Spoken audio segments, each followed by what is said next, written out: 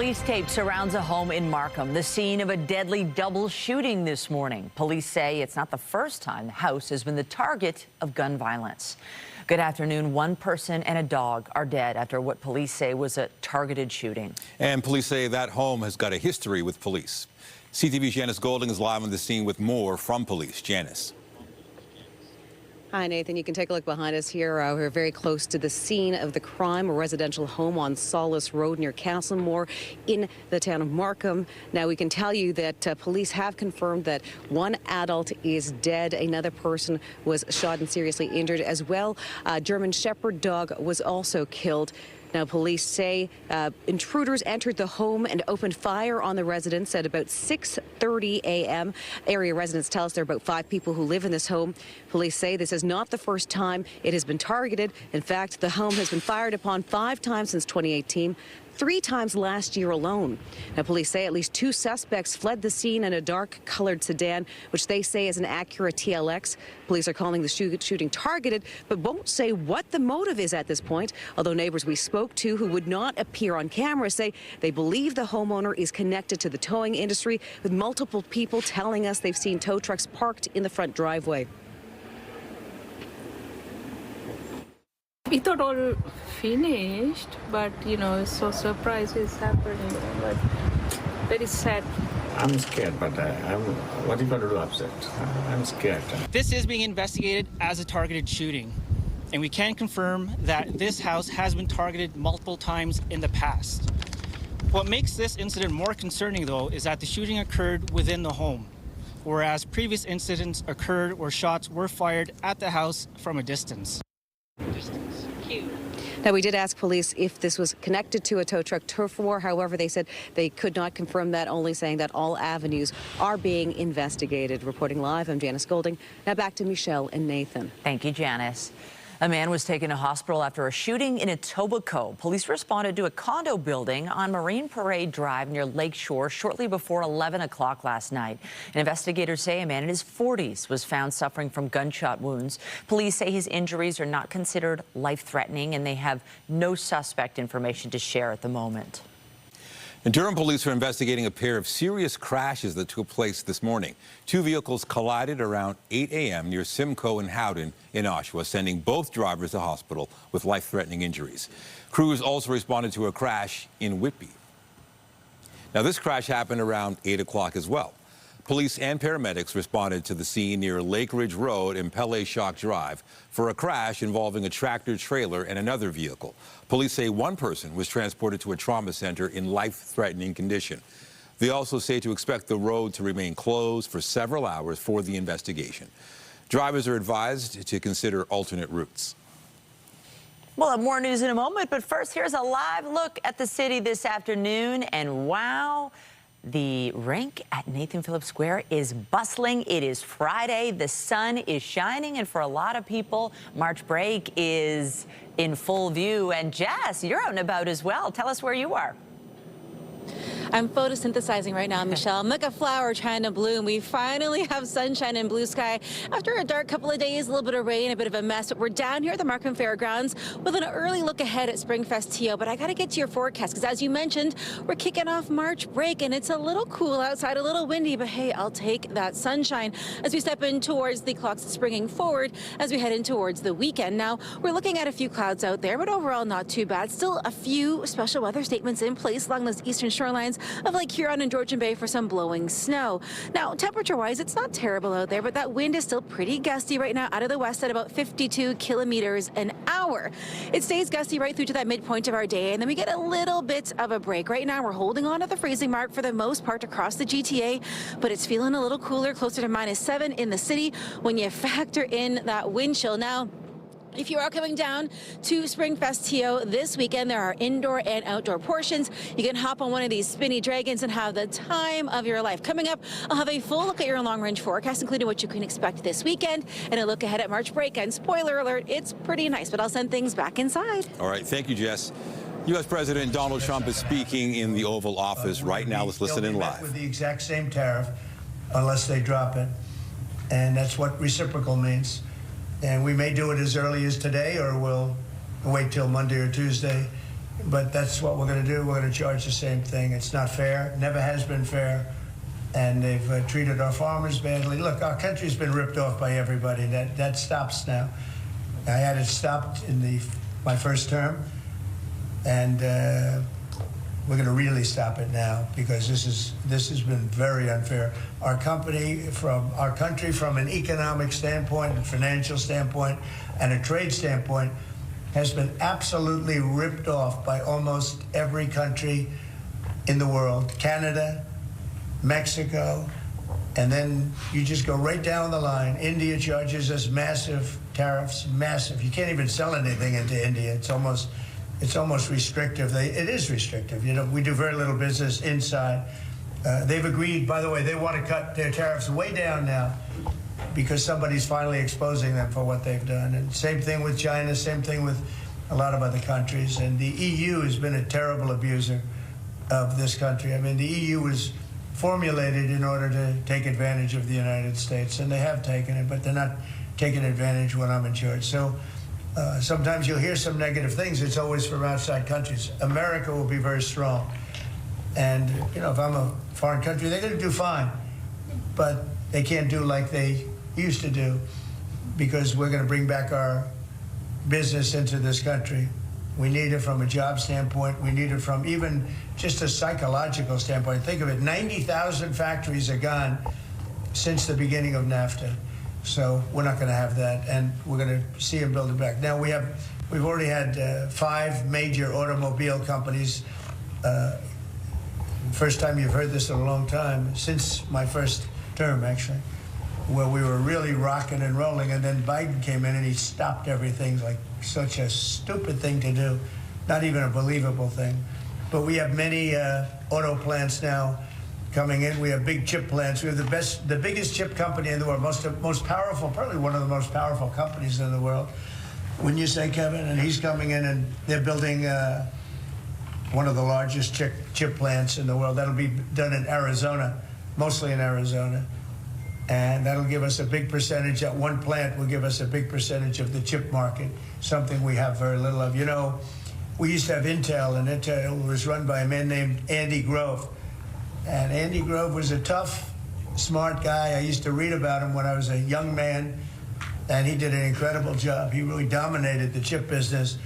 And then he died, and I guess they had a series of people that didn't know what the hell they were doing, and we gradually lost the chip business, and now it's almost exclusively in Taiwan.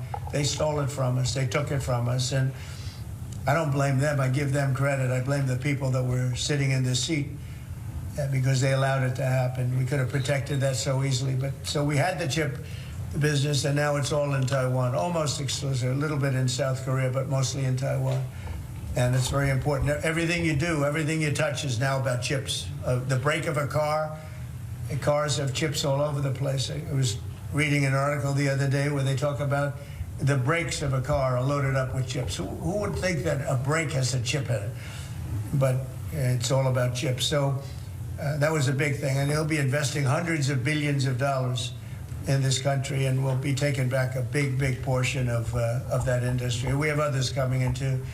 But a lot of car manufacturers are coming in, and they're coming in fast. And one of the reasons you see these numbers, and again, Kevin said it, and I said it a little bit, but the fact that they know I won the election, so after I was president-elect, they assumed that I was going to do what I said, because I do what I say. And so these numbers really reflect a lot of things that took place since November 5th, right? So, Kevin, thank you very much. Great job. Any questions? Mr. President, how concerned are you that the large-scale federal government layoffs will weaken the labor market? How concerned are you? The large-scale fentanyl what? The federal government layoffs will impact the labor market, will weaken the labor market. Oh. No, I think the labor market's going to be fantastic, but it's going to have high-paying manufacturing jobs as opposed to government jobs. We had too many people in government. You can't just do that. We had many, too many. This is for 40 years. You know, this isn't just now. This built up and got worse and worse, and they just hire more and more people. You look at Department of Education, it seems like so many buildings I ride by, it says Department of Education. They're all over the place. And we don't even want it. We want the education to be given by the states. It'll be much better. It'll move us to the top of the list from the bottom of the list, and actually save us money. But it's too important to even talk about them. It'll save us a lot of money, but we don't want that. We want education to be given. So you go to Iowa and Indiana and Idaho and all these places that are so well run. They're going to be producing education that will be the equivalent of, like Denmark is one, and Norway, Sweden. Actually, China is one of the better in terms of education, and so we can't blame size anymore. You know, China has 1.4 billion people, but they're very high on the list. The one thing we're doing well on, we're number one on the list, is cost per pupil. We spend more money than any other country in the world by far. So I jokingly say the one thing we do well on is the cost. We spend more money, and yet we're toward the bottom of the list. Yeah. Mr. President, I want to ask you, the joint address, millions of Americans watched your joint address earlier this week, where you warned that there could be a little disturbance that Americans could feel as a function of these taxes, these tariffs. How much disturbance are you willing to accept in the near term as a function of that? And to set expectations, how long should Americans expect things to cost a bit more? Well, so far, Peter, there hasn't been very much, because these numbers are coming out. We're here for just a little over 4 weeks. And these are fantastic numbers. I was watching some of the reports this morning. They were surprised. There could be some disturbance, a little bit of disturbance. I solved a little bit of that because I have respect for our auto companies, and I gave them a little bit of a 1-month reprieve because it was unfair, although I'm sure they'll take advantage of it. I see they're driving a lot of cars into the U.S. to try and avoid the tariffs, and they're taking advantage of it a little bit. But they called me, they asked me, they said, could they have a little bit of help? And I decided, they're American companies, USMCA, and I let them have that. But this really kicks in, the reciprocals, kicks in on, let's see, I guess the 2nd. And I wanted it to be the 1st so badly. It just didn't want to be on April Fool's Day. So I made it the 2nd. That's going to cost a lot of money. That one day is going to cost a lot of money, but that's okay. But I don't see it. I don't see anything. I see good reports. I think we're going to have good numbers from the beginning. Now, globalists won't love this because this brings jobs back to America. So if they're coming back to America, maybe you'll lose some in other parts of the world.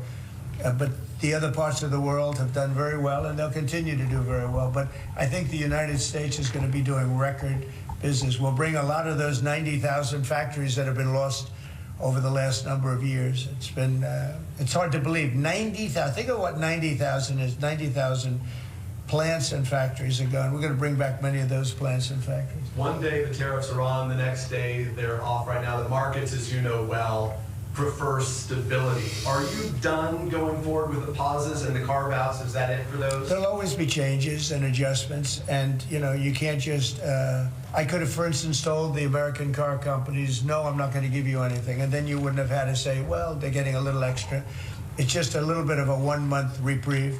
They're very happy about what's happening. They won't have to go across borders, and you see the zigzag, and you have a fender made in Canada, you have something else made in Mexico.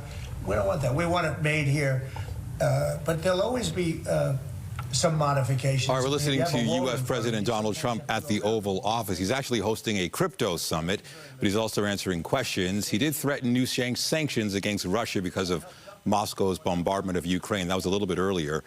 But as for the tariffs, he says, again, the U.S. has been ripped off by Canada and Mexico. He did pause tariffs till April 2nd on goods covered by the U.S.-Mexico-Canada trade agreement. But he says that that delay will end April 2nd. As for the impact on the labor market, he says, again, there could be some disturbance, but overall, this will be good for the U.S., and they will do record business. Of course, we will follow what he has to say there and also get reaction to U.S. President Donald Trump speaking once again at the Oval Office. Well, to other news now, Premier Doug Ford is holding firm on electricity surcharge to 3 U.S. states. Ford spoke today in Mississauga, reaffirming the Monday deadline. Let's get to CTV's Mike Walker, who has who's live with more. And certainly, we just heard Donald Trump there. What he said, definitely not going to do anything to ease the concerns.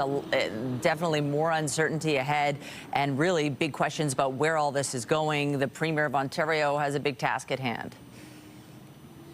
That's right, Michelle. Nathan, and Ontario Premier Doug Ford reiterated this morning that Ontario will not back down from its retaliatory measures until the Trump administration drops all tariffs, which at this point doesn't seem to be the case. Doug Ford also spoke out against the 1-month pause on Canadian goods, some Canadian goods under the current trade agreement, saying that it will only create uncertainty for the economy. Now, during the speech to the Mississauga business community, Ford outlined some of the retaliatory measures Ontario is taking, including keeping American booze off the LCBO shelves, barring U.S. companies from government contracts, and as you mentioned, the 25% surcharge on electricity that is shipped to Michigan, Minnesota, and New York that the Premier insists will go ahead on Monday until all tariffs are removed. Now, here's more from Ford on that surcharge, as well as his reaction to the 1-month pause on some Canadian goods. We power 1.5 million homes and businesses south of the border, and we won't hesitate to go further, including shutting off their power completely if President Trump continues down this path.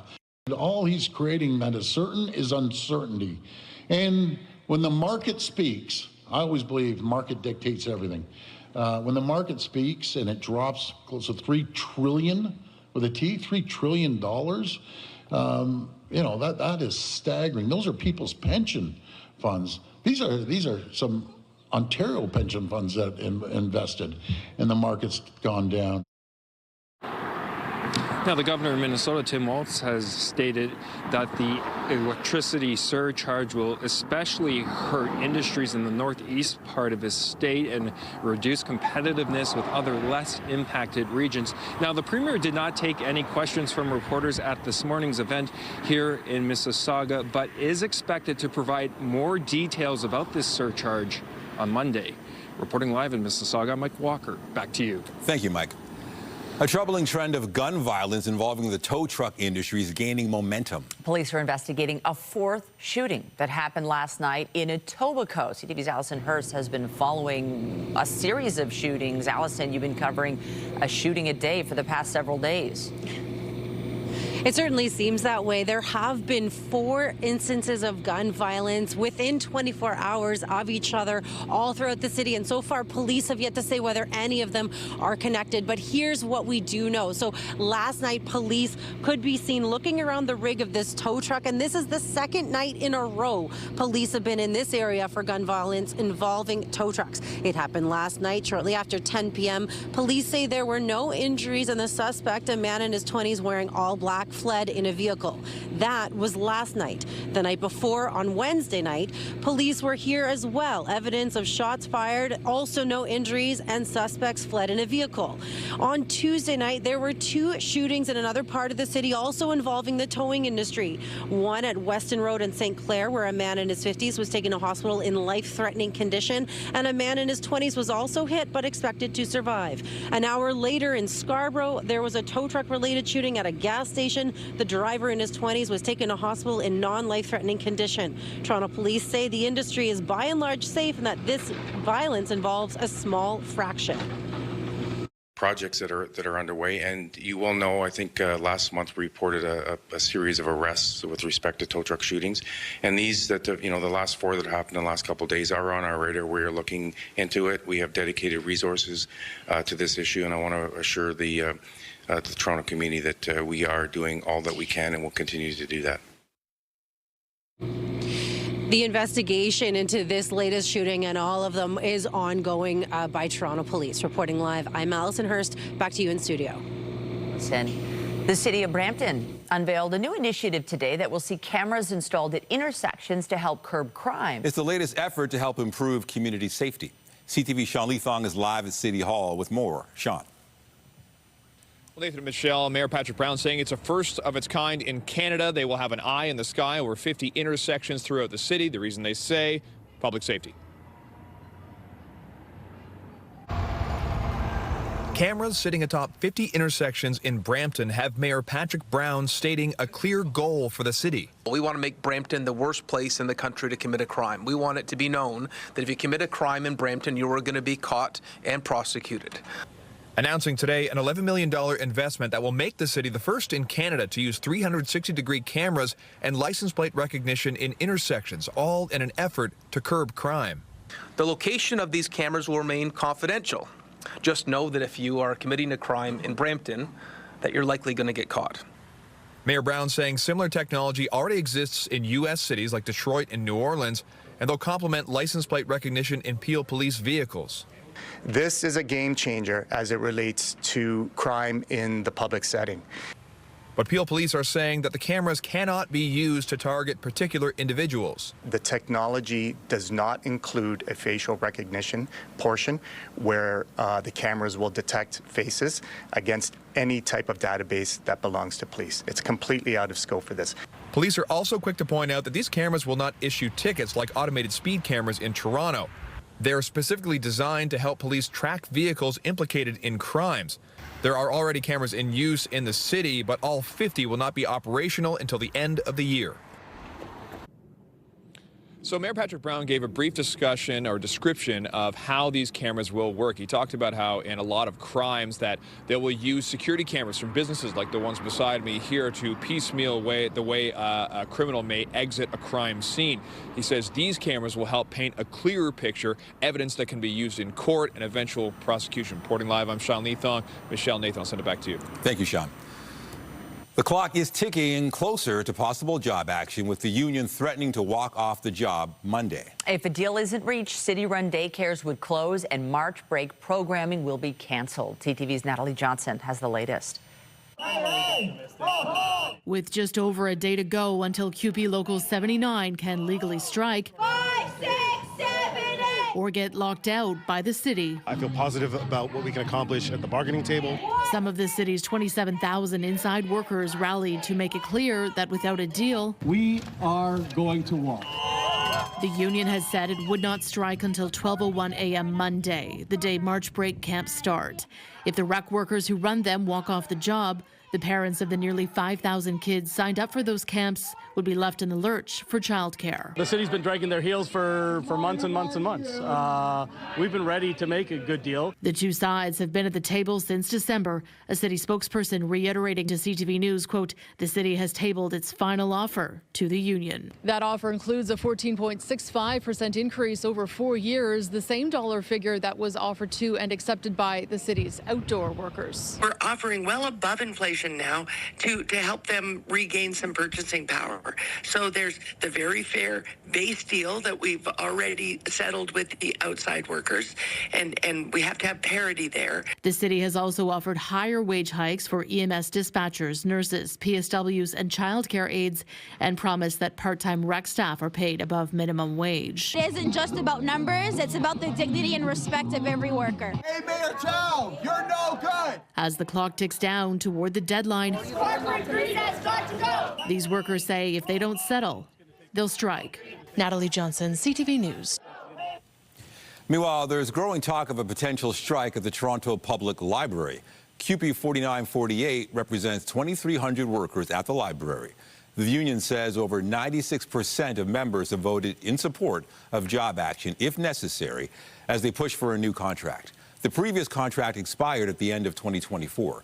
The union is calling for improved wages, benefits, and working conditions. The Toronto Public Library says negotiations are ongoing. The Supreme Court of Canada has struck down part of an Ontario law to do with third-party election advertising. Before 2021, third-party groups in Ontario could spend up to $600,000 on advertising in the 6 months before a provincial election call. That year, the Ford government stretched the restricted spending period to 1 year. The province argued the extension was necessary to protect elections from outside influence, but critics said it amounted to the government trying to silence criticism. The matter made its way to the country's top court, which ruled by a 5-4 margin today the law disproportionately violated the constitutional right to vote. Pierre Poilievre's in Toronto, where he had a direct message this morning for Donald Trump. Knock it off. Stop the chaos. You are hurting your workers, your consumers, and most immediately, destroying trillions of dollars of wealth on your own stock market. You're attacking a cherished friend of the United States, and you are strengthening America's enemies. by going after America's friends. Stop tariffing our country and stop the monthly melodrama that is hurting our economies on both sides of the border. The Conservative leader says we need to keep all the counter tariffs in place until the U.S. removes forever its duties on Canadians. Poilievre also said he would amend the Conflict of Interest Act if elected prime minister to close what he called the Carney loophole. The change would ensure all party leader candidates have to disclose financial holdings to the Ethics Commissioner within 30 days of becoming an official candidate and make them available to Canadians within 60 days. Voting is underway as party members choose who they want to be the next Liberal leader and, in turn, Canada's next Prime Minister. Mark Carney is one of the perceived frontrunners to win Sunday's Liberal leadership race. Chrystia Freeland, Karina Gould and Frank Baylis are also on the ballot to replace Justin Trudeau. A federal election campaign is widely expected shortly after the Liberals make their choice this weekend. And Donald Trump says he is strongly considering sanctions and tariffs against Russia. The U.S. president says the penalties would be imposed until a ceasefire and peace agreement is reached with Ukraine. The sanctions would include large-scale ones on banking. Trump has also paused military aid and intelligence sharing to Ukraine to pressure Kyiv to accept a truce deal. Trump also sent a letter to Iran's leaders seeking to negotiate a nuclear deal. The pontiff is still stable and resuming his therapies in a hospital in Rome. The Vatican says Pope Francis had a good night's rest and is continuing respiratory and physical therapy. It includes high flows of supplemental oxygen to help him breathe. Doctors say they didn't expect to give another medical update until Saturday, given his continued stability. Yesterday, the Pope released an audio message thanking people for their prayers. The pontiff now has been in hospital for 3 weeks. Jess. Well, we moved inside at Springfest TO. Lots of fun rides, and whether you're spending your time inside or outside this weekend, it's going to be pretty nice. Now, this afternoon, it is a little cool out there still, but we are warming up as we make our way in towards the weekend. This afternoon, a daytime high of +1, feeling like -5. Those winds still a little wicked, but they do get better. Coming up, I'll have a full look at your long-range forecast as we step in towards March break.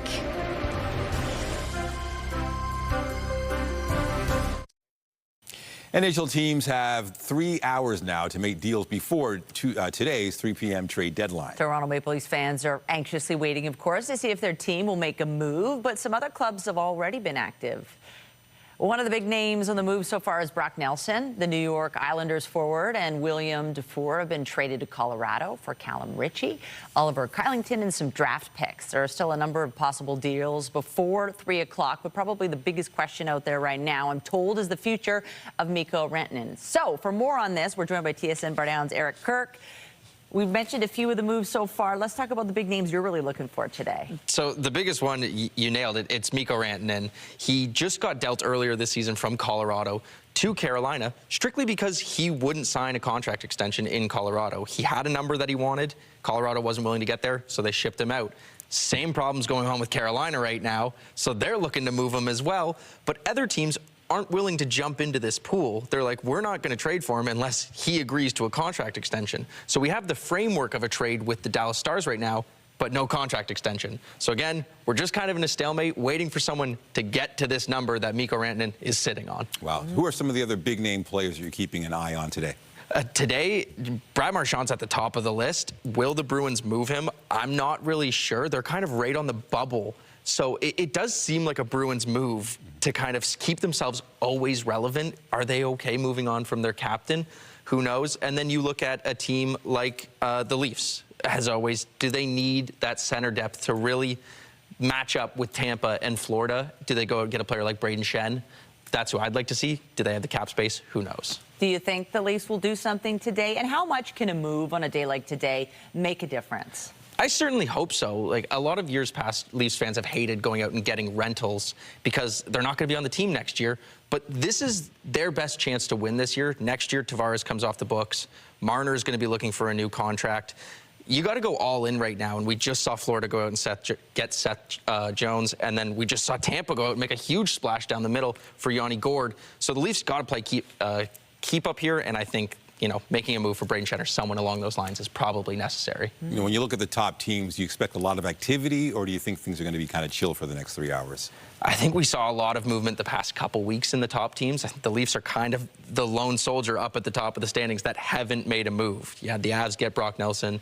You had the Lightning get Yanni Gourde, and like I said, with the Panthers getting Seth Jones. So we're just really waiting on the Leafs at the top. Other than that, it's kind of a little bit of movement here and there. Before we let you go, TSN, we share headquarters, right? So there's a lot of action over there. You can feel the buzz in the room. What's this day like for you? It's crazy because it's a lot of like hurry up and wait. Like you have this anticipation, but there's nothing we can really do until the NHL teams do it themselves. So it's exciting, but we're just waiting for the news to come. Yeah, you never know what's going to happen. TSN Bar Down's Eric Kirk, thanks for coming in. We appreciate it, and we'll talk soon. Thank you. See what happens. Have fun. Right, to other sports news, the Toronto Scepters were on the ice last night hosting the league-leading Montreal Victoire. They were kept off the board. In front, they score! Just like that! Scepters star Natalie Spooner got on the board early with her first goal of the year, and she would add another one as the Scepters went on to win 4-1. Spooner missed most of the season so far due to injury. The Scepters are back on the ice Sunday to take on the Minnesota Frost. The Raptors are looking for their third straight win tonight when they take on the Utah Jazz. Toronto coming off a dramatic 114-113 victory over the Magic on Tuesday. Rookie Jacoby Walter hit a three-pointer with half a second left in the fourth quarter to give the Raptors their second consecutive win against Orlando. Tonight's contest gets underway at around 7:30 at Scotiabank Arena. All right, let's talk about the weather forecast. And what is nice is the sunshine that we're getting already, and it seems like March break's going to be pretty good overall. Well, not everybody goes away somewhere hot on March break. Some people stay here in Ontario, and just when you see sunshine on the board and you see some really nice double-digit temperatures, it just makes it that more exciting. It makes it so exciting, and it makes you want to spend some time outside, get out and enjoy everything we can do here at home, and that includes SpringFest TO. Before we get to your forecast, I want to talk about SpringFest TO. We have Marco Giordaro joining us, the CEO, the owner-operator of this super fun festival. Talk to me about what people can expect this year, because we got inside portions, we got outside portions. Thank you so much for coming first. Yeah, we're really, really excited this year. We're actually in our 22nd year, if you can believe that. We think this year is actually going to be the best. Entrance into SpringFest TO provides you play all day rides, inflatables, games. We even have animatronic dinosaurs exhibit. And new this year, we have 2 shows due to the International Clown. Maybe you've seen him in Billy Madison. He's the same clown. He's awesome. His energy is incredible. And also this year is Mad Science. They're going to be doing educational tutorials with the kids and really provide something unique that we've never had before. And we really think that the science-based, fun learning program is going to really make parents very happy, and it's something very unique. On top of that, we also have buskers that walk around and provide endless entertainment, flame throwing, you name it. So there really is something for all ages. It's a March break event, 9 days starting tomorrow, the 8th to the 16th. And entrance, like I said, includes everything. Listen, you had me at science. Yes, it is March break, but we're still learning a little bit. When does everything kick off? Because I know we're getting a bit of a sneak peek today. So everything's going to kick off tomorrow. Yep, tomorrow morning is when we open, and it's going to run right through every single day to the 16th, which is next Sunday. And we're open 10 to 6 p.m. And tickets are online. Visit springfestto.ca. Well, thank you so much. So much fun stuff to do this weekend, and the weather's going to be pretty agreeable for all the folks wanting to get out and enjoy SpringFest TO. And I can promise next week we're looking at some double-digit temps, so you're welcome in advance. Fingers crossed. For all the people that are going to be coming down. We're going to get to your forecast. We're going to switch things up a little bit, and it has been really sunny, a little cool and a little windy, but overall not too bad, all things considered. Weather is brought to you by the Presler Law Firm. Injury lawyers, you don't pay unless they win. Yes, it is a windy start to our Friday, but the sunshine is beautiful nonetheless. And as we really make our way into the next couple of days, it only gets better. We're at +1 right now here in the city. It feels like -6, but still pretty chilly for our friends up in northern Ontario. As we head throughout the rest of our day, the winds will dissipate a little bit right now. Still pretty gusty out of the west at about 54 kilometers an hour. As we make our way in towards the afternoon, we'll sit around +1 and it'll feel like we should be around 3, but we still have a bit of a wind to contend with. As we head in towards this evening, things get a little bit fresh out there, but overall it's not too far off that seasonal mark. At -6, feeling like -14, the chance of maybe a light lake effect flurry, but for the most part it stays pretty west of the city. Now we're still dealing with some active weather along those eastern shorelines of Lake Huron and Georgian Bay, thanks to some windy conditions causing some blowing snow, so it's still prompting some winter weather travel advisories in those areas. But as we head throughout the rest of our day today, we step into our weekend. It only gets nicer, friends. I have great news. There's sunshine that's sticking around as we head in towards the next couple of days. We'll go through our forecast radar pretty quickly here, but again, lots of sunshine as we head throughout the rest of our day today. As we head into our Saturday, we're holding on a little below seasonal, but still comfortable. And as we look ahead to the beginning of next week, the beginning of March break, we're getting up to about 10 degrees and we have some sunshine out there, and we're holding on to this really beautiful forecast. Now, as we spring those clocks forward, it stays a little bit cooler, but overall it is quite comfortable, and that looks like a 10 out of 10 March break forecast, if I do say so myself. Now, we're going to switch gears a little bit. We're going to go to the Princess Margaret Dream of a Brighter Tomorrow with the Princess Margaret Home Lottery. The $1.6 million bonus prize deadline is midnight tonight. The bonus prizes include a breathtaking downtown Toronto condo with views of the harbourfront plus $50,000 cash, featuring over 17,000 aspirational prizes valued at more than $17 million.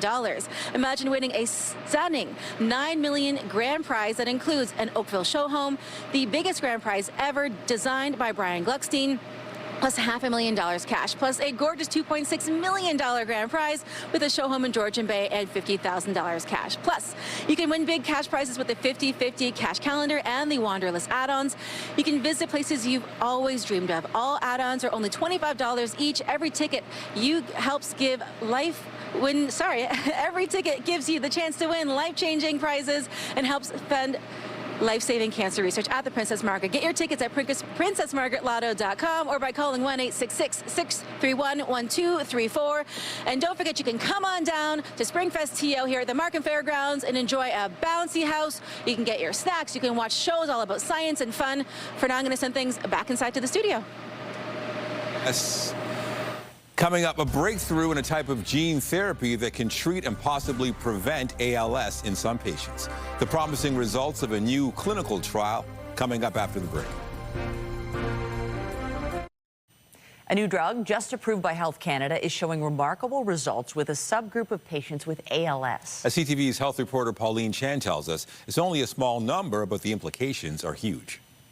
Paula Trefiak was just 34 and newly diagnosed with ALS when she was enrolled in a clinical trial for a new drug, tofersen or Qalsody, in 2016. I was on the lowest dose of 20 milligrams, so I still felt like I was deteriorating during that clinical trial. But fortunately, she was early in her disease progression and was soon able to take a higher dose. The drug is administered into the cerebrospinal fluid through a spinal tap, and the drug has shown to significantly reduce a toxic protein called SOD1, occurring in 2% of ALS patients. Those 2% are a subgroup of the ALS patients who have a genetic cause for their illness.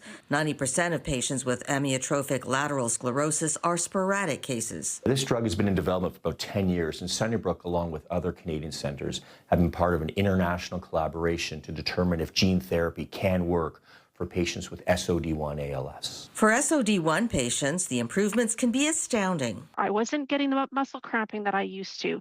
And then I also felt stronger. Like I could go up on my toes and my heels weren't crashing down anymore.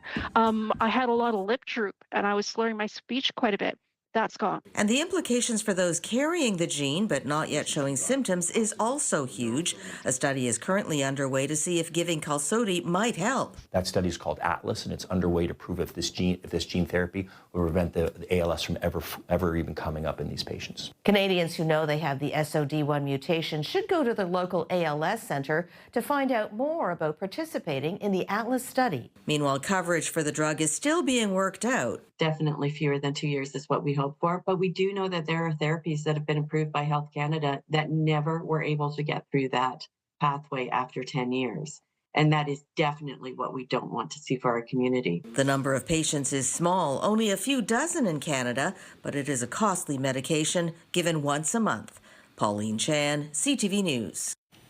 As health officials battle a measles outbreak in this province, Peel Public Health is investigating a case linked to international travel.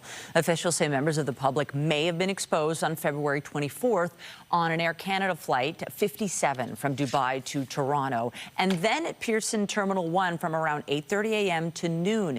They also issued a warning about 2 locations in Mississauga on February 27th, the Abood Health Walk-in Clinic and Pharmacy and the emergency room at Trillium Health Partners Credit Valley Hospital.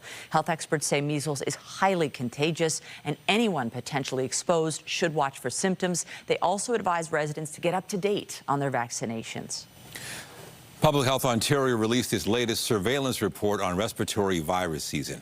It looked at the week of February 23rd to March 1st. During that time, a combined 1,001 patients were in hospital for the flu, COVID-19, and RSV infections. Flu patients made up the largest group by far, as lab testing showed that virus continuing to spread at a high rate across the province. Positivity rates for COVID and RSV remain low. And Toronto Public Health is warning approximately 2,500 patients of a local gynecology office that they may have been exposed to a blood-borne infection. Officials say medical instruments at the clinic near Bloor and Dundas may not have been cleaned properly, posing a potential infection risk. For full details on this story and what affected individuals are advised to do, head to our website, ctvnewstoronto.ca. Get Toronto's top stories, breaking news alerts, and watch live. Download the CTV News app. There was almost no movement in the country's labor market last month. Stats Canada says only around 1,100 jobs were added last month, well below the 76,000 added in January. Economists had predicted an increase of closer to 20,000 jobs. The small increase was enough to keep the unemployment rate steady at 6.6% as Canada's population grew at its slowest monthly pace since April 2022.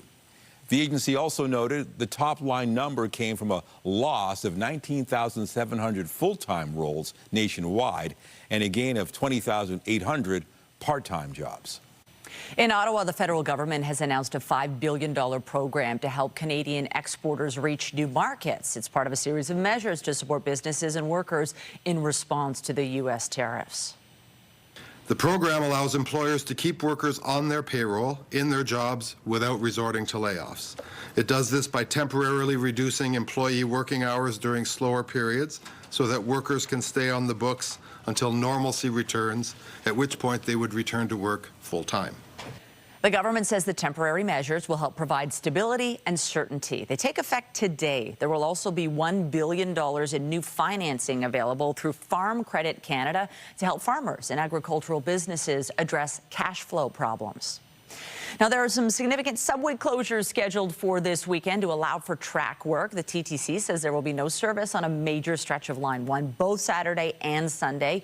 Trains won't run between St. George and St. Andrew stations, and shuttle buses won't operate either because of construction.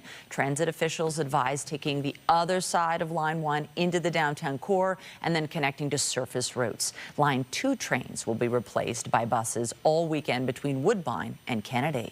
And if you're planning to take GO Transit this weekend, there are changes to service on the Lakeshore West line. Starting at 11 tonight and through Saturday and Sunday, trains will only run between Union Station and Oakville. Separated Niagara train service will run between Aldershot GO and Niagara Falls GO. Replacement buses are available but won't stop at Appleby or Bronte. Coming up, it's almost time for an annual tradition. Daylight saving starts this weekend. More on the spring forward after the break. An important reminder as we head into the weekend. The clocks are springing forward by an hour.